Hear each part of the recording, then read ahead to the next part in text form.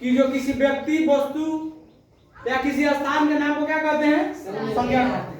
संज्ञा का 5 को भेद आपको बताया जा चुका है। अभी हम लोग क्या सीखेंगे? सर्वनाम के बारे में। जो बोले कि संज्ञा के जो बदल में है या संज्ञा के स्थान पर जो प्रयोग हो उसको क्या कहते हैं? सर्वनाम। जैसे राम स्कूल जाता है, वह रोज रात में पढ़ता है।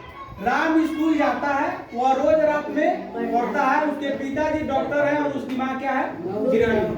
तो जो राम है, राम स्कूल जाता है, ये क्या है? राम क्या है? पर क्या है? संज्ञा है। तो इस संज्ञा के बदले में यहाँ पे क्या प्रयोग हो गया? यहाँ ही होना चाहिए कि राम रोज रात में पढ़ता, ही होना चाहिए था। लेकिन ये अच्छा नहीं लगता, इसलिए राम के जगह पर क्या इस्तेमाल हो गया? वह। तो राम ही संज्ञा, संज्ञा के जगह पर वह हुआ इस्तेमाल, इसीलिए वह क्या है? सर्वनाम। जैसे उसके पिताजी, किसके पिताजी? राम के। तो राम के बदला में प्रयोग हुआ उसके, तो इसीलिए क्या है? सर्वनाम है। उसकी माँ गृहिणी है, उसकी मतलब किसकी माँ? राम की। तो इसीलिए जो ये उसकी है, ये हो गया आपका क्या? सर्वनाम। देखिए अभी सर्वनाम के 7 को भेद होता है। क्या भेद होता है? 7। पहला भेद का नाम है पुरुषवाचक सर्वनाम। पुरुषवाचक सर्वनाम जो बोलने वाले, सुनने वाले या अन्य किसी व्यक्ति का प्रयोग हो उससे पुरुषवाचक कहते हैं। बोलने वाले, जैसे मैं बोल रहा हूं, आप सुन रहे हैं, हमारे, आपके या किसी अन्य के बारे में कहा जाए तो उसको हम कहते हैं पुरुषवाचक सर्वनाम। जैसे मैं ये कहा, जैसे मैं, हम। अभी पुरुषवाचक होता है 3 प्रकार के। एक होता है उत्तम पुरुष, मध्यम पुरुष और एक है अन्य पुरुष। उत्तम पुरुष में होता है एक व्यक्ति का भाई, उत्तम पुरुष में एक आदमी का बोल होता है। जैसे मैं, हम, एक आदमी के 2 आदमी, तो ये कौन सा पुरुष होगा? उत्तम पुरुष। मध्यम पुरुष में 2 को व्यक्ति होना चाहिए कम से कम। जैसे तुम, तो मैं और एक तुम आदमी है। तुम कौन कहेगा? कोई ना कोई तुमको तुम कहेगा ना। जैसे मैंने कहा तुम, तो कितना आदमी है इसमें? अभी कितना? 2 आदमी, एगो वो और एगो मैं, 2 आदमी हुआ। जैसे आप, एक और एक तू, तो वो मैं और एक तू होगा। यानी ये सब मध्य पुरुष के अंदर आएगा। और एक है अन्य पुरुष, जहां 2 या 2 से अधिक होगा। जैसे वो मैंने कितना कहा था पता? वे, ये सब कौन सा पुरुष हो जाएगा? अन्य पुरुष। आपको बोले पुरुष 3 प्रकार के, उत्तम पुरुष, मध्य पुरुष और अन्य। उसके बाद में निजवाचक। निज का मतलब होता है जो स्वयं के लिए प्रयोग। निज मतलब निज प्रश्न, जो स्वयं के लिए प्रयोग होते निजवाचक होते हैं। जैसे अपना काम खुद करोगे, अपना मतलब खुद का, स्वयं अपना हुआ ना, निजवाचक है ना। दूसरा है स्वयं, स्वयं माने खुद या खुद। ये सब कौन सा? ये सब जब ये सब वर्ड आपको दिखेगा, आप पूछेगा कौन सा अति है? सर्वनाम है। तो कौन सा सर्वनाम कहिएगा? निजवाचक। उसके बाद है निश्चयवाचक। निश्चय का मतलब जो निश्चित होके, फिक्स होके। जैसे जिसे निश्चित व्यक्ति या वस्तु का बोध, उसे कौन सा सर्वनाम कहेंगे? निजवाचक। जैसे यह कलम निश्चित है ना, यह किताब, वह लड़का, वह लड़की, यही आदमी है, यही लड़का है, वही किताब है।